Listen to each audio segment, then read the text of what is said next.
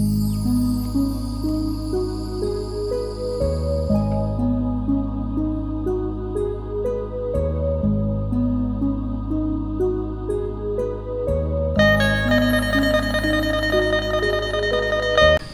ช่วงฤดูฝนนะชาวบ้านเขาเจ้าก็สิโต่งน้ำไว้ใส่พี่น้องเนาะอันนี้คือน้ำกินน้ำดื่มเด้อโอ้อันนี้คือ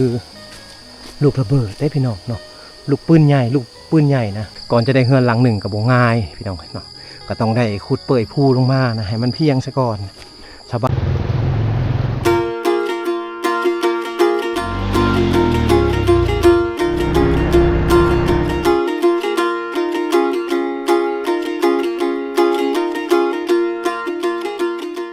สบายดีสวัสดีพ่อแม่พี่น้องเมื่อสุขุสุขคนคือเก่ายินดีต้อนรับทุกคนเข้าสู่ช่องบ่าวโหนดพาเลาะพี่น้องเอาEPนี้วิดีโอนี้บ่าวโหนดก็ได้พาพ่อแม่พี่น้องมาที่หมู่บ้านหนึ่งนะแต่ว่ามันกะจักชื่อห้องว่าบ้านอย่างพี่น้องเพราะว่าเพิ่นอยู่ตามถนนหนทางที่จะเข้าไปชายแดนลาวเวียดนามนะมีประมาณ 3-4 หลังคาเรือนเท่านั้นมื้อนี้เฮามากับทีมงานเนาะมา3คนพี่น้องเพิ่นมาใกล้ได้2คนเพิ่นนี่สบายดีเบาคุยคนมักเลาะนะแม่นนี่ก็เดินทางมาใกล้แต่ว่าเจอสถานการณ์ก็คือฝนตกเนาะฝนตกแล้วเข้าไปบ่ได้ในนี้ก็ถือว่าเป็นประสบการณ์ของชีวิตพี่น้องในการเดินทางนี่แหละอยู่เขตชนบทลาวเฮาก็สิประมาณนี้นะในการเดินทางช่วงฤดูฝนไปยากมายากถ้าว่าน้ำขึ้นกะไปบ้านอื่นบ่ได้เลยพี่น้องก็สิอยู่แบบซี่แหละนะมากับเบาเติ้มคนด้อยนะสบายดีครั้งนี้เป็นครั้งทำอิฐบ่แม่นครั้งทำอิฐแต่ว่าดันเจอสถานการณ์น้ำท่วมไปบ่ได้เลยเนาะมื้อนี้เพิ่นก็อยากกลับแล้วเพิ่นก็เพิ่นมาครั้งทำอิฐและบ่โหนดจะพาเพิ่นนี่ว่าสิพาเพิ่นมาเลาะเบิ่งแถวเขตพะบังนะแต่ว่าเฮ็ดแนวได้พี่น้องเอ้ยเนาะมากับอันนั้นไปหากันบ่ได้เพราะว่าเขตพะบังต้องได้ข้ามเซบังเฮียงไปนะว่าสิไปฮอดจุดชุมตะโกก็ไปบ่ได้พี่น้องเอ้ยน้ำมันขันทั้งหมดเลยนะน้ำมันท่วมมันขันทั้งหมดเลยเฮากัดห่วมกันเดินทางมื้อนี้ก็สิไปฮอดไสก็ยังบ่ฮู้คือกันเดี๋ยวติดตามรับชมไปนำกันพี่น้องเอ้ยเฮือนซานเพิ่นอยู่ทางเขตนี่ก็สิเป็นเฮือนหลังบ่ใหญ่เด้พี่น้องเอ้ยก็สิอยู่กันแบบนี้แหละเนาะอยู่ตามเส้นทางที่จะเข้าไปชายแดนลาวเวียดนามนะหรือว่าจะเข้าไปจุดชุมพะบังจะไปสแลนต่างๆพี่น้องเนาะจุดชุมลาโก้ต่างๆก็สิไปทางเขตนี้คือกันนะเฮือนซานเพิ่นก็จะเป็นเฮือนซานหลังน้อยๆสำหรับคนที่ว่าสร้างครอบครัวใหม่พี่น้องเขาก็สิได้เฮ็ดเฮือนหลังน้อยๆไม่แบบนี้อยู่ไปก่อนนะอันนี้คือจุดเริ่มต้นของชีวิตของชาวบ้านเขาเจ้าอยู่ทางเขตนี้เป็นจุดเริ่มต้นของชีวิตเนาะถ้าว่าไผสร้างครอบครัวใหม่ก็สิได้เฮ็ดเฮือนแบบนี้แหละอยู่พี่น้องอีก10ปี20ปีข้างหน้าไปนะถ้าว่าหาเงินได้เขาก็สิมีเฮือนหลังใหญ่ๆพี่น้องเอ้ยเนาะอยู่ทางเขตนี้พี่น้องเส้นทางเส้นนี้ก็คือเส้นทางสายหลักๆของคนอยู่เขตนี้เนาะที่ว่าเขาจะไปเวียดนามนะจะออกไปเซโปนก็ใช้เส้นทางเส้นนี้แต่เมื่อก่อนเส้นทางเส้นนี้เป็นเส้นทางดินแดงเป็นทางแคบๆพี่น้องเนาะไปมาก็ยากนะในช่วงนั้นแต่ว่าประมาณ5-6 ปีก่อนหรือว่า10 ปีก่อนนี่แหละพี่น้องเอ้ยเนาะก็จะมาแปลงเส้นทางเส้นนี้ให้ชาวบ้านทางเขตชายแดนลาวเวียดนามนี่ไปได้มาได้สะดวกสบายพี่น้องเนาะมาเบิ่งบรรยากาศอยู่ทางนี้พี่น้องเอ้ยเนาะก็คือการที่ว่าชาวบ้านเขาเจ้าอยู่ใกล้ๆน้ำนะอันนี้ก็คือน้ำปลาชวนเลยพี่น้องทางหน้านี่จะเป็นแม่น้ำปลาชวนนะน้ำแห้งขนาดเนาะน้ำแห้งขนาดเลยพี่น้องเนาะไปบ่ได้แล้วรถจักรนี่แบบสิบ่ได้เลยสุเจ้าเดะย่อเอาบ่ห้ามได้ห้ามมาได้แต่ว่าขับผ่านนี่บ่ได้เลยพี่น้องเอ้ยน้ำแห้งอะไรอันนี้ห้วยปลาชวนบ่ไอ้นี่กะแม่นโอ้ทุกปีเป็นแบบนี้เลยแม่นทุกปีนี่จะเป็นแบบนี้พี่น้องเอ้ยอันนี้คือห้วยปลาชวนคือกันนะเห็นบ่เอามาเบิ่งพี่น้องเบิ่งน้ำขึ้นบักสูงนึงไปมาก็ยากนะหลายเติบพี่น้องเนาะทวิตเฮาว่าจะเอารถจักรขามบ่ได้แล้วพี่น้องแนวสิเนาะเป็นแบบนี้นี่ขามบ่ได้แล้วรถจักรน้ำบักแห้งเลยนะต้องได้ถ่าก่อนแบบนี้2-3 ชั่วโมงอะไรพี่น้องน้ำจึงลงเนาะซื้อบังซื้อเป็นโล5,000ซื้อมะกล้วยพร้อมเจ้ากันเนาะซื้อมะกล้วยซื้อหน่อไม้พร้อมบ่ซื้อกินอันนี้ อันนี้ซื้อไปกิน แม่ หน่อไม้ไล่เห็นบ่ ทำไมไล่ หน่อไม้ไล่หน่อไม้ธรรมชาติได้พี่น้องอันนี้คนบ่ได้ปลูกเนาะซื้อ3 โลโลละ5,000แม่น 3 โล ได้แล้ว3 โล 15,000กีบบ่แพงเนาะพอกินอยู่ทางเขตนี่เพราะอันมีหลายผู้ซื้อหลายผู้หาพี่น้องเอ้ยนะเจ้าสิเข้าไปผู้บ่ แม่ยันไปบ่ได้รถใด คนใดก็ไปบ่ได้อีก จังว่า โอ้บ่เสี่ยงคือกันข่อยก็ กล้า บ่กล้าน้ามันแห้งนะ เอาหม่อม ลูกสาวก็ไปหาน้ำแม่เลย เอาหมดตรง นะหาอบังไปขายเนาะแม่เนาะโอ้ยช่วยสิได้เงินเอ้ยบ่ง่ายนะ10,000 20,000พี่น้อง ขายเวียดก็โล5,000 ขายเวียดโล5,000บ่ได้ปอกบ่ ครอบ โอ้ ลงอยู่บ้านเฮา โล5,000 โล5,000 ได้ปอกเอา เออ โอ้ก็สิได้บ่ง่ายเด้อพี่น้องเอ้ยเนาะก็สิได้แบบนี้นี่นะ หยางคนหนักมันคือว่าหมด ไปเอาไก่บ่อันนี้หน่อไม้นี่แม่เยิ้งบ่โอ้ตามห้วยปลาชวนนี่บ่ อืมเอาไปขายอยู่ไสไปเวียดมาซื้ออยู่เฮือนบ่หรือว่าไปขายอยู่ บ้านนี่ โอ้เวียดมาซื้ออยู่บ้านเลยอาบังเพิ่นนี่เวียดมาซื้ออยู่บ้านพี่น้อง เวียดมาอยู่เจอไปขายอยู่แดน อยู่ชายแดน ครับ โอ้ไปขายอยู่ห้านเขาเลยเออ ลง10,000 โลละ10,000ไปพุ่นนะต้องปอกนะอันนี้คือหน่อไม้ไล่อาบังอะไรทางนี้เพิ่นจะห้อง ก็แม่นน่ะบางอย่างนี่บางหนึ่ง โอ้แคมน้ำนี่เลยเนาะเพิ่นห้องบ้างยังนี่แม่นี่ทางของเจ้าห้อง มาก็ โอ้ถ้าบิดบนโนคิดว่าอบังอะไรโบแมนพี่น้องเลยเนาะปอกแล้วเอาไปขายให้เวียดพร้อมนะโอ้ก่อนจะได้เงินกับโบง่ายนะในช่วงนี้แหละน้ำหน่อไม้มันขึ้นนะหน่อไม้กำลังขึ้นกำลังโป่งเพิ่นก็สิเดินทางคือกันเนาะทางเขาไปละโก้ผู้บ่โอ้น้ำสูงๆแบบสีใส่รถนี่ไปได้สบายยังบ่แน่ใจคือกัน งานแรกกันเหมือนกัน คันนี้งานแรกเพิ่นสิเข้าไปละโก้นะตาแสงละโก้จุดซุมอะไรพี่น้องเอ้ยเข้าไปไหนพุ่นแหละเนาะงานแรกเพิ่นว่ารถคันนี้ก็เป็นรถที่ว่ามาลุยโดยเฉพาะโอ้เส้นทางช่วงนี้เป็นเส้นทางที่ว่ายากนะพี่น้องโลดที่ว่ายากมันสิยากอยู่หลายๆหมู่บ้านอีกตามถนนหนทางไปพี่น้องเอ้ยเนาะทางเป้เพนะก็สิใช้รถอันนี้นะในการไปมาหรือว่าการขนส่งต่างๆชาวบ้านก็จะใช้รถจักรรถไถนะทางเขตนี้พี่น้องโต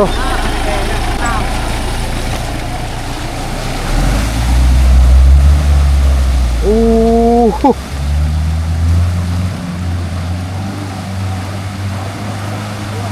ป้าโตเกือบเนาะเกือบบ่ขึ้นยังน้อยหนึ่งน้ำแห้งเติบพี่น้องไว้นี่แหละเอ้ามันจะขาดในช่วงนี้ก็คือถ้าว่าจะเข้าไปเขตชนบทอยู่ทางเขตนี้ก็ต้องได้ผ่านแม่น้ำแบบสีไฟพี่น้องเนาะเพราะว่าฝนตกแห้งๆลายมือกับน้ำจะยืงขึ้นน้ำจะท่วมการไปการมากันยุ่งยากแน่อันนี้คือขันทำพิษได้พี่น้องถ้าว่าเขาเข้าไปอีกเนี่ยสิเจอลายครัวจมอยู่ได้พี่น้องเลยเนาะที่ว่าเขาต้องได้ผ่านนะมันก็บ่ได้ง่ายพี่น้องเลยเนาะเอาพี่น้องเลยเนาะชาวบ้านเขาเจ้าก็สิอยู่ตามเส้นทางที่จะเข้าไปจุดซุมละโก้นี่แหละพี่น้องเลยเนาะไปตาแสงละโก้นั่นเองนะส่วนหลายเขาจะใส่น้ำกระจากแม่น้ำนี่จะเป็นแม่น้ำสายหลักๆของเขานะแม่น้ำปลาชวนไว้หาอยู่หากินพี่น้องเลยเนาะไว้สักเครื่องต่างๆนะน้ำอาบต่างๆเขาก็สิใส่น้ำนี่ช่วงนี้เป็นน้ำที่ว่ามันจะเปื้อนแน่นะเพราะว่ามันเป็นช่วงฤดูฝนถ้าว่าเขามาช่วงประมาณเดือน10 เดือน 12พี่น้องเนาะเดือน11ต่างๆนี่น้ำมันจะใสนะเป็นตาลิ่นได้เนาะในช่วงนั้นน้ำมันจะงามจะใสพี่น้องเลยน้ำมันขึ้นมือเช้านี่ประมาณพี่เลยเนาะน้ำขึ้นมือเช้านี่ประมาณพี่น้องชาวบ้านเขาก็อยู่ได้นะเพราะว่าเขาเคยอยู่แล้วพี่น้องการเห็นเฮือนเห็ดซานของชาวบ้านเขาเจ้ากะสิอยู่ ตามเส้นทางที่จะเข้าไปชายแดนลาวเวียดนามแบบนี้พี่น้องเนาะเฮือนซานก็จะเป็นเฮือนหลังน้อยๆเฮือนตูบแบบซี่แหละเนาะอยู่กันไปก่อนนะอยู่กันประมาณ3หลังคาเฮือนนะส่วนหลายก็สิเป็นอ้ายน้องกันที่เขาอยู่นี่พี่น้องเนาะทางเขตนี้นี่บ่มีห้องน้ำเด้อพี่น้องเนาะบ่มีห้องน้ำนะเวลาจะถ่ายนักเนาะธุระนักต่างๆก็สิเข้าป่าเข้าดงไปเลยพี่น้องเนาะเฮือนซานก็สิเป็นแบบนี้แหละตามตัวจริงนะที่มาถ่ายทำให้พ่อแม่พี่น้องได้เบิ่ง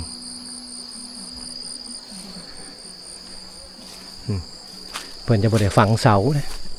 หินสอนกันใน3-4 ก้อน เห็ดแบบง่ายๆพี่น้องไก่เนาะอยู่ไปก่อนนะถ้าว่ามีเงินมีคำนะจึงเห็ดเป็นเฮือนหลังใหญ่นะถ้าบ่มีก็สิอยู่แบบนี้ไปก่อนเด้อลงไปเนี่ยก็สิแม่นบางอาบน้ำบางใส่น้ำเพิ่นนะมี1 2 3 4ประมาณ5หลังคาเฮือนพี่น้องส่วนหลายก็สิเป็นอ้ายน้องกันทั้งเมิดนะอยู่ทางนี่ที่มาปลูกไก่กันสบายดีพ่อโอ้ขอขึ้นเฮือนขึ้นชาติเด้อบันชวนโอ้เห็ดพิเลอร์ขึ้นไทย โอ้ดังไฟอีพ่อนี่อยู่ผู้เดียวบ่ บ่เมีย อยู่กับเมียโอ้คิดว่าอยู่ผู้เดียวโอ้อันนี้เป็นเฮือนครัวนะเป็นวังนอนแน่โอ้วังนอนก็อยู่นี่ อยู่นี่ เฮือนครัวก็อยู่นี่พี่น้องเลยเนาะ เวลา ดังไฟต้มน้ำโอ้งวยเด้อต้มเอาได้น้ำกินน้ำดื่มเนาะช่วงนี้เนาะน้ำกินน้ำดื่มนี่ไปเอาอยู่ทางใด บ่เอาทางไหนก็เฮาน้ำดื่มอยู่อยู่ตลาด โอ้ไปซื้อเอาบ่มีเงินกินนี่กินน้ำห้วยนี่โอ้อีพ่อนี่เอาน้ำห่วยนี่มาดื่มนะ โอ้เพิ่นบ่มีเงินมีคำได้พี่น้องเพิ่น บ่มีเงินมีคำเมียก็ไปให้ไปสวนนะไปหาหน่อไม้บ่หาดุกไม้หาอาบังเฮากินไข่ใน3 เดือนโอ้เพิ่นบ่สบายนะบ่สบายบ่นี่เพิ่นบ่สบายหมดนี่นี่เพิ่นเป็นผู้หลักอันนี้วางนอนแน่วางเม่นเครื่องแน่วางเม่นเข่าแน่เฮือนครัวก็อยู่นี่เลยโอ้เป็นห้องเดียวกันพี่น้องเนาะเอาอีพอขอบใจเด้ออีพอเด้อโดยห้วยใหญ่เป็นน้ำที่ว่าขุ่นพี่น้องชาวบ้านเขาเจ้าก็สิมาอาบน้ำอยู่นี่แหละอันนี้จะเป็นห้วยน้อยนะที่ไหลมาแต่ภูแต่ผาพี่น้องเป็นวังอาบน้ำของชาวบ้านเขาเจ้าน้ำอยู่วังนี้จะใสแน่พี่น้องเลยสามารถอาบน้ำได้ออกไปพูนก็จะเป็นไห่เป็นสวนของชาวบ้านเขาเจ้ามันเป็นวังหาอยู่หากินพี่น้องเนาะเป็นตลาดที่ว่ามีแต่ของฟรีฮะสำหรับคนในเขตชนบทลาวเฮาแหล่งน้ำธรรมชาติพี่น้องจะมีแต่ในช่วงฤดูฝนเด้ออยู่ทางเขตนี้มีน้ำตกหลายมีห้วยหลายพี่น้องมีแก่งหินหลายนะสามารถลินน้ำได้ในช่วงฤดูแล้งก็มีน้ำพี่น้องทางเขตนี้เนาะคำว่าเพิ่นจัดเป็นสถานที่ท่องเที่ยวนี่บ่โนดบอกเลยว่าคนมาลินหลายพี่น้องเลยเนาะต่างแต่ว่าถนนทางเข้ามานี่ถ้าว่าไผมักแอดเวนเจอร์แน่มักสไตล์แบบ แบบประจนภัยแน่นี่กะสิม่วนไปอีกแบบถ้าว่าไผบ่มักกะบ่อยากมาแล้วพี่น้องแบบซี่เนาะมันอยู่ในป่าในดงเนี่ยบ่มีสัญญาณโทรศัพท์และถ้าว่าเฮามาในเขตนี้บ่มีสัญญาณโทรศัพท์บ่มีไฟฟ้าพี่น้องเอ้ยเนาะถ้าเฮามาในเขตนี้นะในช่วงฤดูฝนนะชาวบ้านเขาเจ้าก็สิโต่งน้ำไว้ใส่พี่น้องเนาะอันนี้คือน้ำกินน้ำดื่มเด้อในช่วงนี้นี่ลำห้วยต่างๆนี่จะเปื้อนน้ำใส่อยู่ทางเขตนี้จะบ่มีได้พี่น้องเนาะครับสิอาบน้ำถ้าบ่มีน้ำมะลิก็ต้องได้ใส่น้ำห้วยน้ำเปื้อนแบบซี่พี่น้องเนาะแต่อันนี้เพิ่นก็ได้เอา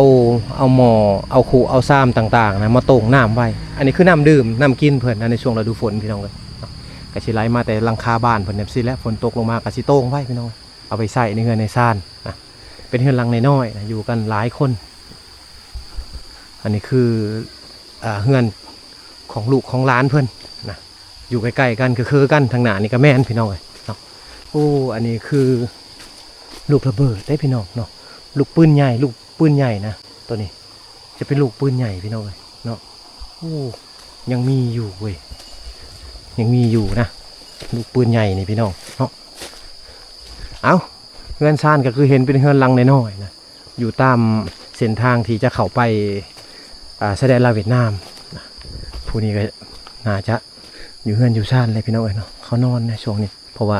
เป็นช่วงที่ว่าเขาเจ้าบ่ได้ไปให้ไปสวนต่างๆพี่น้องเนาะคุมตามเฮือนตามซ่านนี่ก็เป็นคุมบอมคุมระเบิดพี่น้องเนาะเป็นคุมบอมคุมระเบิดทั้งหมดเลย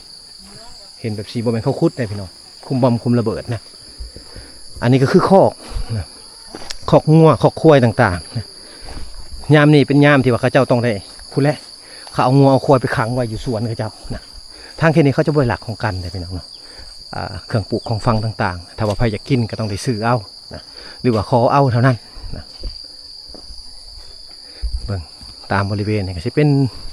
สวนน้อยๆนะแต่ว่าตอนนี้ก็ยังบ่ทันได้ปลูกไงแล้วเพราะว่ามันถึงช่วงฝนถ้าเขาปลูกเขาจะไปปลูกอยู่ไห่นะไปปลูกอยู่ไห่พี่น้องเลยเนาะ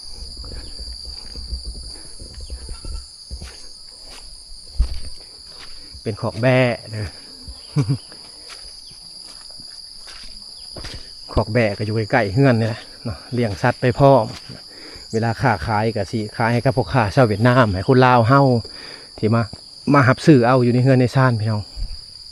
อันนี้คือสัตว์ประจำครอบครัวนะบางคนก็เลี้ยงงัวเลี้ยงควายบางคนก็เลี้ยงสัตว์เลี้ยงแบบนี้แหละเนาะเดี๋ยวนี้แพงได้พี่น้องเอ้ยโล100,000ปลายเขาขายเป็นโลกันนะแบะแพะอยู่ฝั่งลาวเฮา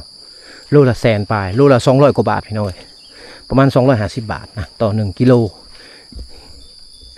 แค่10 โลก็2,000กว่าบาทไปแล้วพี่น้องเนาะอันนี้คือเฮือนคือชานเพิ่นก็สิอยู่แบบซี่ไปก่อนผู้ใดมีเงินเนี่ยก็สิเฮือนหลังใหม่ผู้ใดบ่มีเงินก็สิอยู่ปุ๊กแบบซี่เลยพี่น้องเนาะสำซาว่าหาเงินหาคำได้หาเงินหาคำได้ก็สิมีเงินเฮ็ดเฮือนเฮ็ดค่ะเฮ็ดเฮือนเฮ็ดชานใหม่แต่ผู้หลังน่ะอยู่ถึงสูงทะเลอยู่หลังน่ะอยู่ถึงเฮือนนะบ่แม่นอยู่ถึงเฮือนพี่น้องอยู่ถึงผู้สูงเด้อหลังบากสูงๆเลยนะ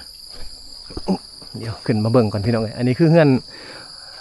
ยุคเก่านะแต่ว่ามาในปัจจุบันเนี่ยก็ยังมีอยู่ก่อนจะได้เฮือนหลังหนึ่งกับบ่ง่ายพี่น้องเนาะก็ต้องได้ขุดเปื่อยภูลงมานะให้มันเพียงซะก่อนชาวบ้านจึงเฮ็ดเฮือนเป็นหลังแบบซี่ได้นะก็ต้องได้ขุดเปื่อยภูลงมาให้มันเพียงซะก่อนนะก็ได้เฮือนเป็นหลังแบบซี่เนาะ